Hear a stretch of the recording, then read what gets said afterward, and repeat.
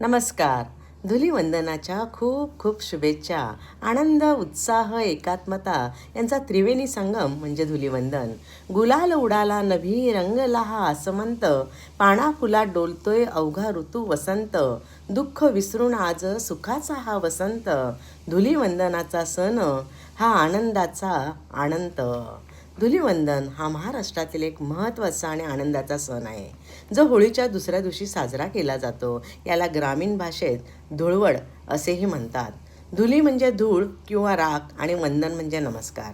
हा सण फाल्गुन कृष्ण प्रतिपदेला होळीच्या दुसऱ्या दिवशी साजरा केला जातो.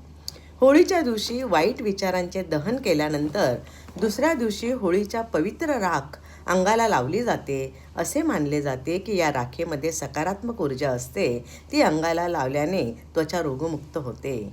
या दिवशी लोक एकमेकांवर गुलाल फेकतात आणि रंग उडवून आनंदाने हा सण साजरा करतात.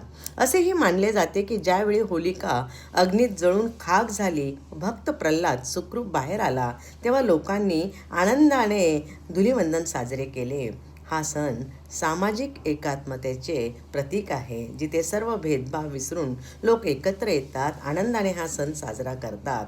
बहरला वसंत अन डोलली ही धरती, रंगात न्हाऊन निघाली निसर्गाची ही करणी, राखेचा हा अभिषेक अन गुलालाची ही उधळण, आनंदाने साजरा करूया आज ही पावन धुळवण. नमस्कार.